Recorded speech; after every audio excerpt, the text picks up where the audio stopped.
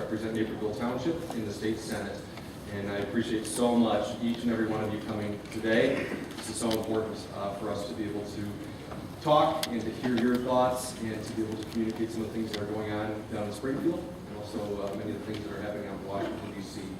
So pleased to have you here and have this opportunity. Thank you for coming. I know it'll be an enjoyable time and an informative time for all of us.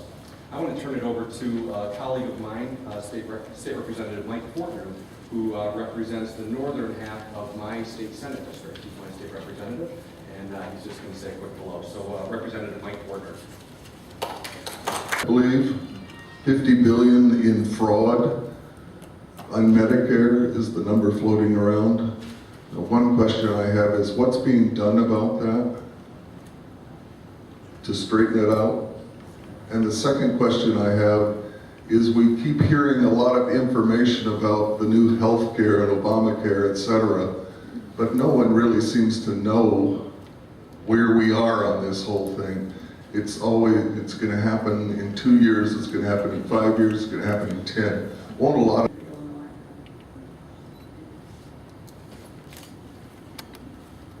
We have done some legislation that's passed for Medicaid, trying to clean up, and there's some specific reforms that were passed and signed by the governor.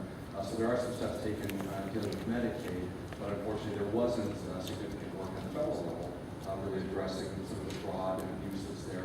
I think the other thing that we've done on the state level that we wish was part of the federal level was real addressing the cost of health care. A big part of that is out of control jury verdicts, the huge cost of defensive medicine. And so we did pass a couple years ago here medical malpractice reform.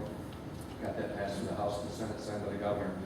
And unfortunately, that wasn't a part of the larger picture out there, realizing there's a huge cost for the huge jury verdicts that we see coming out of Cook County and out of St. Clair County down in southern Illinois. We were losing doctors here in the state of Illinois. And because of a lot of your involvement in speaking up and doctors from around the state speaking up, we were able to pass real medical malpractice reform here in Illinois. Unfortunately, it passed through House and Senate signed by the governor, but the Supreme Court here, which was controlled by the Democratic Party, struck that down. We are now have it refiled and are going to try and push that again going forward. I think there's some real need to have addressing the cost of health care on the state level and also the federal level. But a big part of that is reform of abuse that's out there and just cleaning that up, realizing that there are people out there who are abusing the system, as Congressman spoke of, airports being used as addresses. Clearly, the abuse is there, and we're not digging into that. Is there any way we can? Let me just jump on that real quick too.